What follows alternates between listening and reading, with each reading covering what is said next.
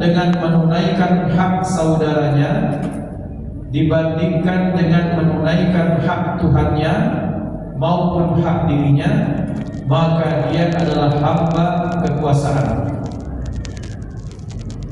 Wa man ashghalahu al-qiyam bi huquqi rabbih wa huquqi ikhwanihi 'anil qiyam bi huquqi nafsihi fa huwa sahibu wirasatin, maka dialah fa huwa sahibu wirasatin.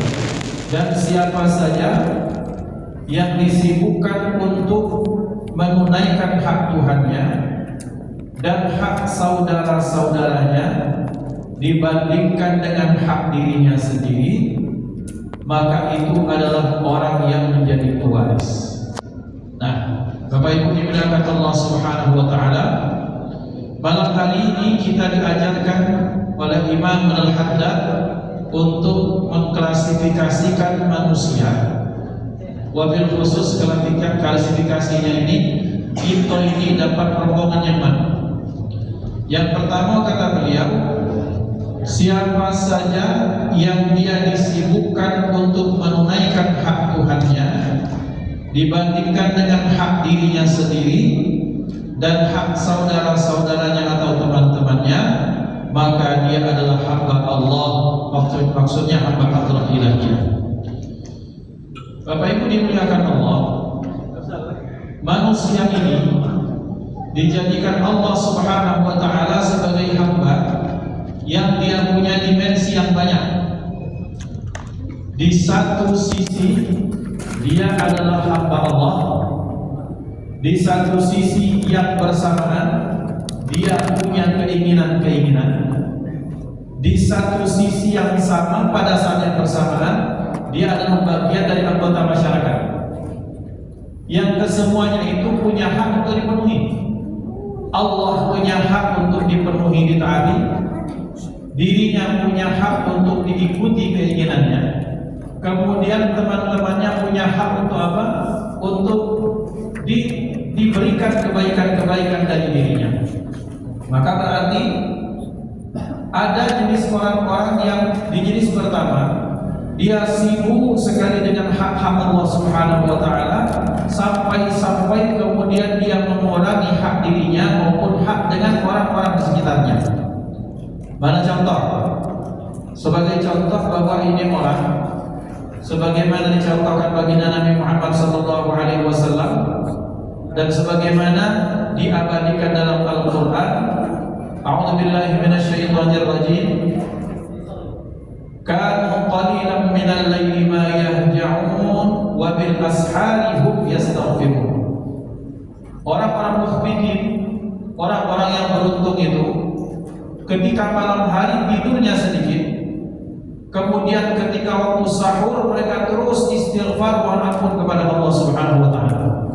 Artinya di sini ada hak dirinya untuk tidur pada waktu malam, tapi ternyata di waktu malam bahkan kemudian dia tak penuhi haknya untuk dirinya, bahkan kemudian dia menunaikan Tuhannya, hak Tuhannya. Kemudian ketika dia siangnya esok harinya, maka ketika dia bergaul dengan masyarakat, dia tak kemudian banyak bergaul, bicara seperlunya saja, berkumpul seperlunya saja. Kemudian dia disibukkan dengan urusan-urusan beribadah kepada Allah. Cari nafkah pasti ya. Tapi kan kemudian kadang-kadang ada orang sembari cari nafkah, kadang-kadang banyak sekali dia kesini, kesana, silaturahim, kemudian berkunjung, bertanda. Nah ini tidak. Dia bahkan disibukkan dengan urusannya dengan Allah Subhanahu wa taala. Yang seperti ini adalah hamba hadrah ilahiyah. Dia adalah hamba daripada Allah Subhanahu wa taala. Karena orang kalau untuk menjadi hamba Allah, kadang-kadang maka dia harus mengorbankan kepentingan pribadinya maupun kepentingan orang-orang yang ada di sekitarnya. Maka lihat Bapak Ibu, ketika orang-orang yang banyak diberitakan dalam Al-Quran maupun Sunnah Rasulullah SAW bahwa ketika siang hari mereka berpuasa, ketika malam hari mereka kemudian qiyamul lail. Artinya ketika siang mereka puasa, orang puasa pasti tak makan, pasti tak minum. Dan orang puasa juga biasanya membatasi interaksi dengan orang-orang di sekitarnya. Ngobrol ya ngobrol, bicara ya bicara. Tapi jangan kalau orang puasa kemudian itu dia terus ngobrol sana kemari, terus dia habiskan. Kenapa?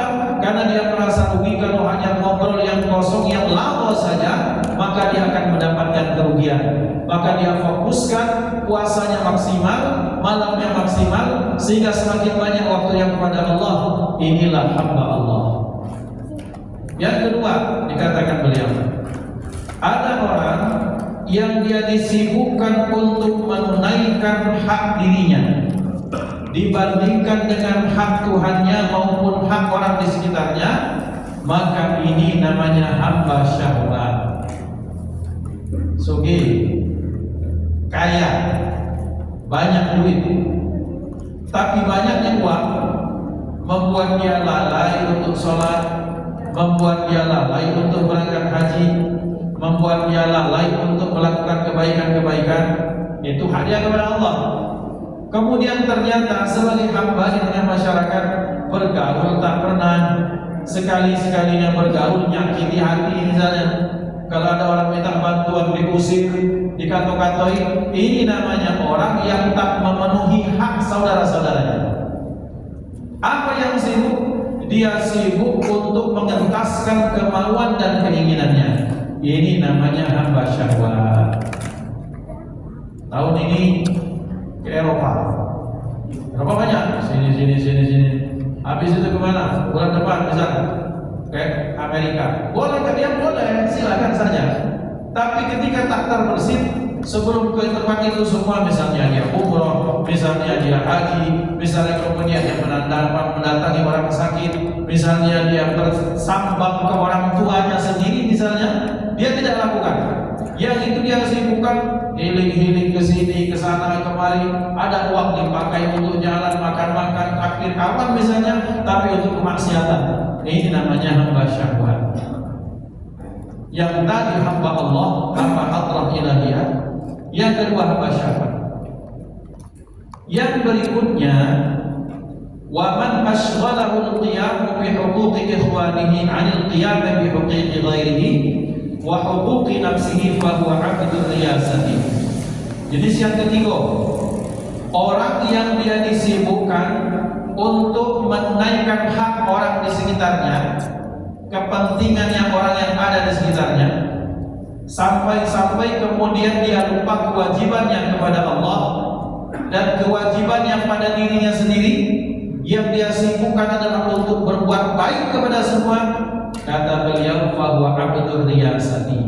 Maka ini adalah hamba kekuasaan. Kenapa? Orang hamba kekuasaan itu kan yang penting dia cari pandangan yang baik di masyarakat. Dia lupa dengan kewajibannya. Dia lupa dengan Allah, lupa dengan orang tua, dia lupa dengan dirinya sendiri, bahwa badan ini punya hak untuk diberikan makan. Lah maksudnya Ustaz tetap makan, tapi kan makanan ada dua. Makanan jasmani, makanan rohani. Makanan rohani beliau sekarang itu ngaji ini kan makanan rohani ini. Sibuk dia traktir kawan, nongkrong, kafe, kopi tiap malam. Boleh tak? Boleh, tapi jangan sampai kemudian melalaikan dengan kewajiban. Kalau di benaknya cuma cari nama yang baik di tengah masyarakat, siap sekali dia, senang sekali bilang, wah ini paling orangnya baik sekali, orangnya gaul, orangnya surah, orangnya dermawan.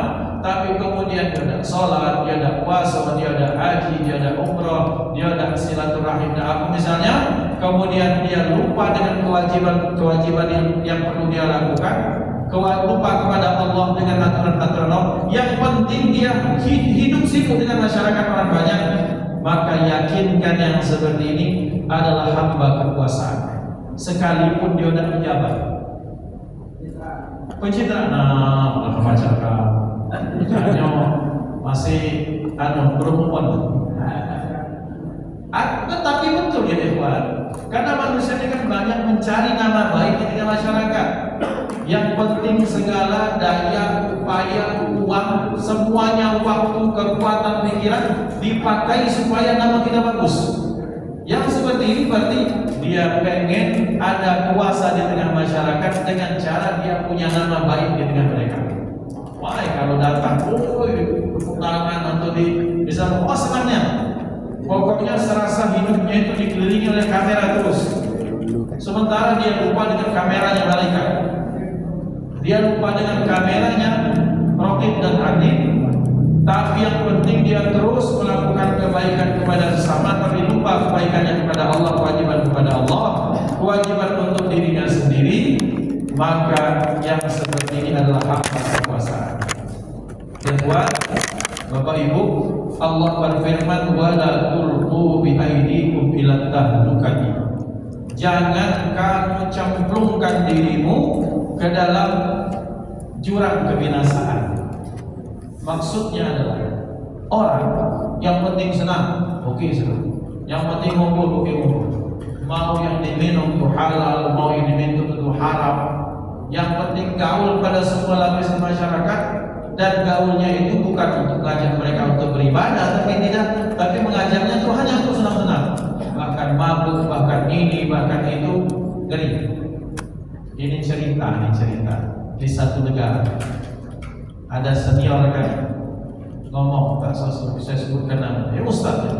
Tapi dia pernah jadi di satu kondisi yang dimana dia harus banyak bergaul dengan oknum-oknum pejabat.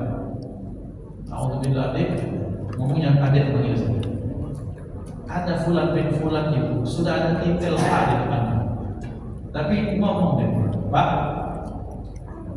ngomong ke asistennya, ngomong dan podcast, kasih tahu Pak fulan bin fulan yang ngomong kakak saya ini bahwa beliau ada di hotel ini di Kota Palembang. Apa paham itu sudah? Apa itu Pak sudah paham? Apa kehendaknya itu paham? Pasti yang tak benar. Yang dimulakan Allah, kadang-kadang orang hanya untuk melanggengkan kekuasaan, maka semuanya dia pakai untuk melanggengkan kekuasaan, untuk menyenangkan orang lain, mungkin untuk mencapai tujuan tertentu. Maka yang disebut kata Imam Haddad, yang seperti adalah hamba kekuasaan, abdul riyasati. Wa man ashghalahul qiyam bi huquqi rabbih wa huquqi ikhwanihi 'anil qiyam bi huquqi nafsihi fa huwa sahibu wirathatin. Yang keempat, siapa saja yang dia disibukkan untuk menunaikan hak Tuhannya dan menunaikan hak saudara-saudaranya dibandingkan dengan hak dirinya sendiri, maka dialah para pewaris. Haknya Allah dia kerjakan, haknya manusia dia berikan, tapi kemudian dia kurang peduli dengan dirinya, itulah pewaris. Sholat Masya Allah, qiyamul lail Masya Allah, puasanya Masya Allah, baktinya kepada ibu ayahnya Masya Allah, sampai untuk istilahnya nak nyenangkan orang tua, bahkan pakaiannya dewa itu tidak bagus, sampai rumahnya baik, kemudian dia seadanya saja. Yang penting orang tuanya senang, orang tuanya bahagia, yang penting itu. Yang penting kewajiban sudah laksanakan, sampai kemudian dia melupakan hak-hak dirinya, maka ini adalah para pewaris. Waris apa? Faulaika humul warithun alladzina yarithuna al-firdausa hum fiha khalidun. Itulah pewaris yang disebut sebagai pewaris surga Firdaus. Hablum minallahnya bagus, hablum minan nasnya bagus, maka dia mengutamakan hak Allah, hak saudaranya dibandingkan dengan hak dirinya, maka ini orang-orang disebut sebagai para pewaris. 1 dan 4 mantap, 2 dan 3 macet. 1 tadi mana? Mementingkan hak Allah Subhanahu wa taala dibandingkan dengan hak yang lain, dibandingkan hak dirinya, maka dia hamba Allah ilahiyah. Yang keempat, dia disibukkan untuk menunaikan hak Tuhan dengan hak orang di sekitarnya, dan dia melupakan hak dirinya. Tiganya ada duit, anak makan, seperti Sayyidina Ali, seperti Umar Fatimah Az-Zahra. Cerita-cerita Bapak Ibu silakan dicari dalam Sahih Bukhari, cetakan-cetakan lama, dalam Maktabah Syamilah. Enggak tahu saya kalau Maktabah Syamilah itu Sayyidah Fatimah, Sayyidina Ali itu selain radhiyallahu anhu itu alaihassalam. Pakai alaihissalam. Jadi jangan bisa dikal mentang-mentang Fatimah alaihissalam langsung Syiah saja. Ali alaihissalam langsung Syiah. Dalam Sahih Bukhari maktub jelas alaihissalam. Supaya paham ya, ini ilmu yang kemudian ketika kitab-kitab hadis Bukhari Muslim itu Sahih Bukhari dicetak akhir-akhir ini banyak kemudian cetakan-cetakan Saudi dan orang-orang yang bermadhabkan afiliasinya ke madhab Saudi, maka diganti radhiyallahu anha. Ini sekedar cerita, ini ilmu, tapi amanah ilmu harus saya sampaikan. Dan jangan sampai ada Ustaz Fatimah alaihissalam Syiah ini Ustaz, baca dulu ya. Nah, satu saat kita pernah cerita Sayyidina Ali itu puasa dia satu keluarga, Sayyidatuna Fatimah, Sayyidina Hasan, Sayyidina Husain. Kemudian ketika sudah mau berbuka, sudah tinggal buku, lalu tinggal makan lagi, sudah minum, tinggal makan, diketuk pintu. Assalamualaikum. Wahai Ali, kami tahu kamu satu keluarga ini ahlul khair, kalau semuanya orang baik. Sementara saya ini janda yang anak saya sudah berapa hari tak makan. Kalau kami tak makan, jangan-jangan kami sudah mati besok saking sudah kelaparan. Sebentar, tak izin ke istri. Kemana Fatimah? Kemana Hasan Husain? Lanjutkan abah, kira-kira begitu. Lanjut. Malam itu kenyang oleh baju. Besok lagi, puasa lagi. Pas nak makan, kemudian ketika nak buka datang, siapa tawanan perang? Tawanan perang di Madinah itu mereka bebas, tidak dipenjara, tapi tak bisa keluar dari Madinah. Dan tahu dari mukanya ketahuan, dari pakaiannya ketahuan. Maka pas mereka makan, kita pintu Assalamualaikum. Wahai Ali, kami di tawanan perang. Lalu Muslim mereka. Kami dalam moda makan. Kami dalam makan dalam kesawahnya, dalam kelaparnya kami. Maka kemudian mana diskusi juga lagi, kenyang baju lagi. Kemudian selanjutnya besoknya ketika mau makan lagi datang orang fakir miskin meminta-minta, katanya hidup cuma makan makanan 3 hari itu batal makan yang nanti makan, cuma minum saja, kadang-kadang dengan kurma saja. Maka kemudian turunlah ayat wa yut'imuna at-ta'ama 'ala hubbihi miskinan wa yatiman wa asira.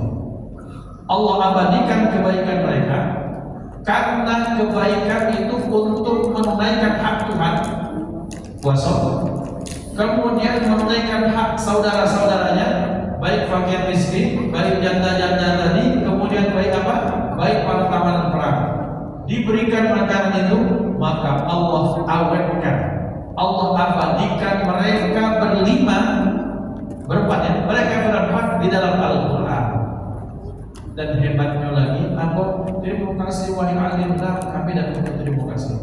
Innama nut'imukum liwajhillah, la nuridu minkum jazaa'an wa la syukra. Kami menunjuk ini semata-mata lillahi ta'ala. Tak usahlah kau namanya berucapkan terima kasih dan punya penghargaan, tak penting, karena kami cukup ada penghargaan daripada Allah dan Allah abadikan dalam Al-Quran. Jadi mereka lah yang disebut sebagai sahibu wirasah, mereka lah yang disebut sebagai para pewaris. Ikhwan dimulakan Allah, maka penting bagi kita untuk mengklasifikasikan ini, kira-kira al-faqir saya dan kita galau-galau ini di bagian mana. Ayo kita nak diundang tahlil. Siapa? Tetangga 10 rumah apa ya? Banyak gawe. Ini berarti dia tak menunaikan haknya sebagai bagian dari makhluk sosial. Pas kawannya datang, ayo kita ngopi, nyuk pergi, satset hilang. Tetangga 10 rumah tadi masih tahlil, yuk pilih ngopi. Maksud dia dalam klasifikasi apa? Lah baca, kita tahu ada 4 kali, 4 golongan. Nah mudah-mudahan kita termasuk orang yang menjadi pewaris, yaitu yang mewarisi surga dengan menunaikan hak Allah, menunaikan hak orang banyak, juga kalau perlu ya hak kita.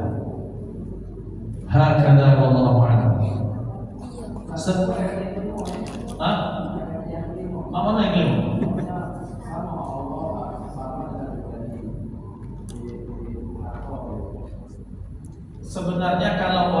betullah masuk. Cuma kadang-kadang kita ini kan yang disebut sebagai menunaikan hak itu kan di sini dimaknakan kadang-kadang berlebihan mungkin. Tapi kalau orang sudah menunaikan hak untuk Allah, kemudian hak untuk orang banyak, maka perintah Allah itu kan hak Allah itu untuk ditaati, dan perintah Allah banyak. Wala tulqu bi'aidikum ila tahluka. Tapi sebenarnya sudah masuk. Bapak-bapak Ibu dimuliakan Allah. Betapa banyak ada orang-orang yang kemudian ini akan akhlak kita. Baca hidup juga. Baca hidup juga. Jadi kalau tidak yang kelimung, Anda tidak tahu. Ya, mungkin kalau Imam Al-Haddad masih ada kita baca usul. Ya, karena kita baca kitab. Tapi bagus ya. Maksud beliau benar. Ya, kita buat yang kelima. Berikutnya, waqala, maksudnya Imam Al-Haddad berkata, ajaban liman yatlubu dunya wa huwa min tahsiliha ala wahmin wa min al-intifa'i bima hassalahu minha ala syakkin wa min tarkiha wal khuruj minha ala yaqinin. Rasa beliau ini berbelit-belit tapi indah. Kata beliau, heran kepada orang yang mencari dunia, yang untuk mendapatkan dunianya itu tidak pasti apa dapat apa tidak. Kemudian wa minal intifa'i bima hassalahu minha ala syakkin. Kemudian kalau sudah dapat itu yang dia cari berupa dunia, terus manfaatnya itu kadang-kadang ada, kadang-kadang tidak. Maksudnya ragu dia, syak dia apakah bakal manfaat atau tidak. Sementara kata dia wa min tarkiha wal khuruji minha ala yaqinin. Sementara keluar dari dunia, kemudian keluar dari dunia dan kemudian meninggalkan dunia itu sudah pasti. Nyarinya belum tentu dapat di dunia. Kalau dapat belum tentu manfaat. Berlari keluar dari dunia atau ditinggalkan dunia itu pasti. Maka kata beliau maksudnya itu ala kaidah. Ada orang bergebuk pagi siang malam, kemudian mencarinya dengan segala cara halal haram hantam. Kalau dapat kadang-kadang manfaat, kadang-kadang tidak. Maksudnya bagaimana? Bapak Ibu orang lah nyari dunia. Mobilnya itu 10, manfaat. Uji itu apa? Tapi ini dia orang soge mencari tadi manfaat itu tadi mencari apa? Riasan tadi, mencari nama baik. Tapi bagi orang kebanyakan dan menurut hukum syariat, menurut hukum normatif dalam kehidupan masyarakat, yang lain pun tidak bermanfaat. Misalnya anggota keluarganya 5, mobilnya 10, kadang-kadang ada si uang sepeda seminggu sekali, satu sekali. Tronton sampai ada 40 ribu. Tahu tronton? Aku baca nyebutnya berapa? Kereta angin. 40 ekor sementara benda itu berapa Ustaz? 80. Mahal. Kira-kira itulah kira-kira. Andaikan misalnya itu benda itu harganya misalnya 5 juta, 50 kali 5 juta kali 40, itu kira-kira. Sementara kita bersepeda ini tidak mungkin 40 ini dipakai sekaligus dikayukan nanti. Nah kata Imam Al-Haddad, nyarinya belum tentu dapat. Dunia itu belum tentu kita bisa menggenggam manusia dapat dunia semuanya. Kalau sudah dunia itu kita dapatkan, manfaatnya belum tentu manfaat, kadang tidak. Tapi keluar dari dunia, ninggalkan dunia itu pasti. Maksud beliau pesan yang tersirat adalah jamak-jamak baik. Itu istilah kita lama untuk jamak-jamak baik, maksudnya payu jangan catat bertakwaannya sampai habis kesehatan. Kan dalam satu kamar menyatakan seperti ini, heran aku dengan manusia. Benar-benar manusia juga.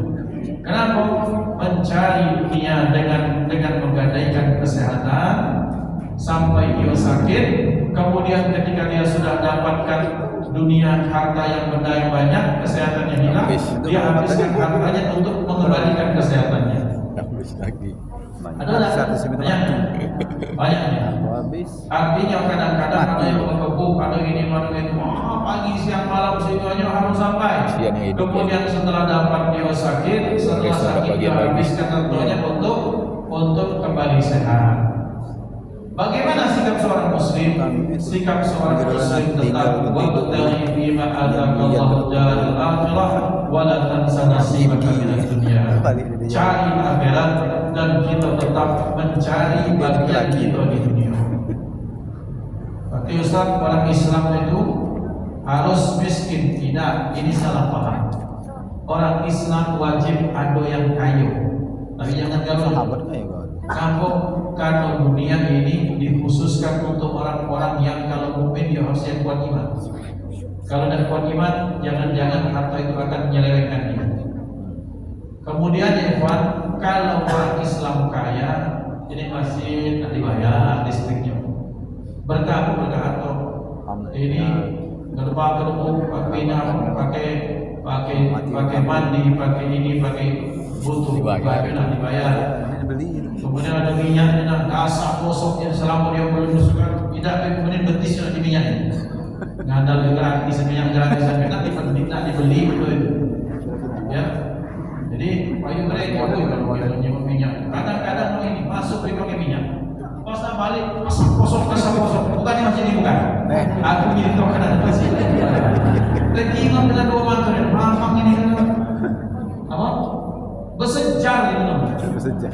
Masuk dalam wangi. Kemudian pas balik, mungkin untuk orang rumahnya ya, tapi ya Allah. Iya, modal jauh. Ada modal masjid dulu. Iya, boleh, tapi kadang-kadang nyumbanglah sebetulnya kira-kira. Kata kira-kira.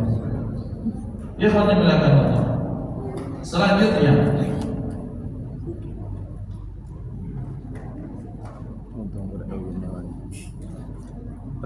idza da'atka nafsuka ila syahwatin fa iyyaka an taqula ujibuha fi hadhihi wa ufarrighul qalba min mutalabatiha fa innaka in ajabtaha ilaika da'atka ila a'dhama minha.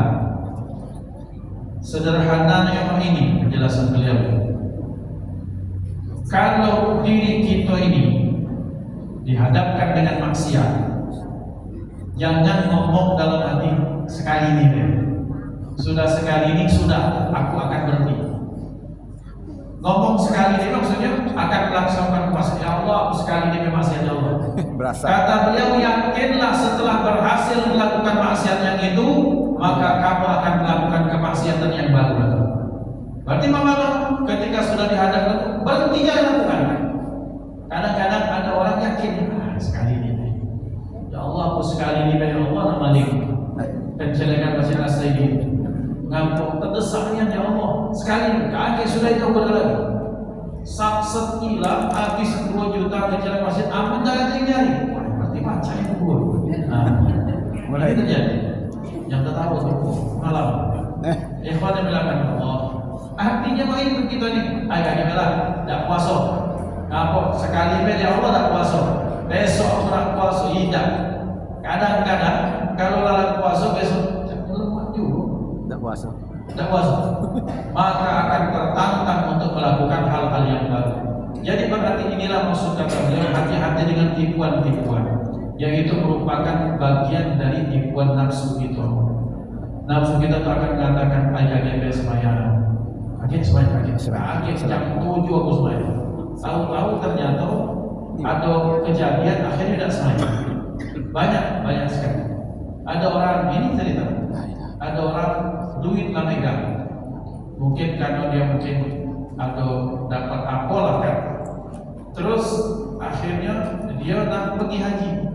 Tapi gimana? Masih caranya kaget bisnis ini bakal meledak lagi nih. Maka aku nak jalan-jalan dulu, jalan-jalan ke sini, jalan ke sana, atau mungkin dia misalnya dia beli kendaraan baru misalnya. Kemudian ternyata setelah dia beli kendaraan atau bahkan dia setelah jalan-jalan selesai, kemudian usahanya bangkrut. Jalan-jalan habis difoto, habis di Hai guys kami sekarang ada di London guys, ada di Hollywood guys. Mana Hollywood mana kayak aku itu Hollywood. Ya kayak itu Hollywood. Kayak Hollywood. Nah, sampai di Hollywood sana pas balik kemudian kena krispon atau kena covid, duit habis tidak baca pergi haji. Ini tipuan. Dan betapa hal ini sering kita temukan dalam kehidupan kita masing-masing. Maka kata beliau, kalau nafsumu mengajakmu untuk menyatakan, wahai diriku, cukup sekali ini saja saya lakukan keburukan ini, besok-besok tidak lagi. Kata beliau, yakin kalau sekali kamu lakukan, kamu akan melakukan yang kedua dan ketiga dan seterusnya. Waliyadzubillah. Kemudian yang berikutnya, waqala la yablughul 'abdu haqiqatal imani hatta yajida fi muamalatil haqqi ma yajidu ahlus syahwati fi syahwatihim minal ladzati wal halawati. Kata beliau, untuk mengukur diri kita ini dengan bahasa kita, kata beliau, tidak sampai seorang hamba kepada hakikat keimanan dalam dia bermuamalah, dia menyembah Allah Subhanahu wa taala, sampai dia merasakan kelezatan sebagaimana yang dirasakan kelezatan ahli maksiat ketika melakukan kemaksiatan. Mengapa kemudian masjid ini ramai? Karena bapak-bapak, ibu-ibu sudah merasakan kemaksiatan, sudah merasakan kenikmatan dalam beribadah. Ngaji nikmat, dengar ceramah nikmat, nuntut ilmu nikmat, kemudian berjamaah nikmat. Ini bapak ibu merasakan kenikmatan sebagaimana ahlu syahwat merasakan kenikmatan ketika mereka melakukan kemaksiatan. Kenapa tempat hiburan itu kemudian ramai, tempat maksiat ramai? Karena ahli maksiat merasakan kelezatan dalam kemaksiatan. Maka berarti orang-orang yang beriman, mereka tak sampai kepada hakikat keimanan yang sebenarnya, sampai ketika mereka beribadah kepada Allah merasakan kelezatan sebagaimana lezatnya ahli maksiat dalam melakukan kemaksiatan. Ngaku orang-orang berjudi itu kemudian slot judi mudah-mudah itu mereka merasakan kenikmatan atau adrenalin. Nah, ahli iman ada adrenalin, ada. Kapan? Ketika baca Quran. Baca Quran, datang dari halaman 291. Tetap 190, lanjut lagi. Terus. Nah, seperti itu. Itu kan merasakan kenikmatan. Tapi kalau kemudian rasa nikmat tetap didapatkan hamba, maka akan sedikit orang yang melakukan kebaikan. Maka berarti kenapa orang itu bisa melakukan kebaikan atau keburukan? Karena ada rasa kenikmatan di situ. Yang ahli iman merasakan nikmat manakala mereka ibadah, sementara ahli maksiat merasakan nikmat ketika mereka melakukan kemaksiatan. Maka kalau sudah mendapatkan nikmat, Masya Allah, kadang-kadang ketika Assalamualaikum, Waalaikumsalam, besok Ustaz mau pandang datang, Ustaz sudah datang, Ustaz televisi atau alam, ya Allah, padahal rindu dengan tilawah beliau. Ustaz Mugiono mungkin berangkat ke jauh 40 hari 40 malam, kami lewat tasik, ngaku merasakan kenikmatan dan tahu sih dapat belajar segala macam. Dan ini yang menyebabkan Bapak Ibu betapa tempat maksiat itu ramai. Terus kalau ada orang-orang merasakan nikmat ketika maksiat. Dan mudah-mudahan kita diselamatkan dari hal tersebut. Berarti alhamdulillah, dan ada salah satu diajarkan, ya Allah, ajar cicipkanlah kepada kami betapa lezatnya kemaafan darimu. Cicipkan kepada kami betapa lezatnya memandang wajahmu. Cicipkan kepada kami betapa lezatnya melakukan ketaatan kepadamu. Dan itu kalau sudah sampai kepada hal tersebut, makanya orang sampai kepada hakikat ibadah kepada Allah. Sudah ya? Itu jelas. Agak memprihatinkan soalnya. Itulah dari dulu. Nah Bapak Ibu diberkahi Allah, beberapa inilah yang kemudian menjadi nasihat Imam Muhaddad kepada kita.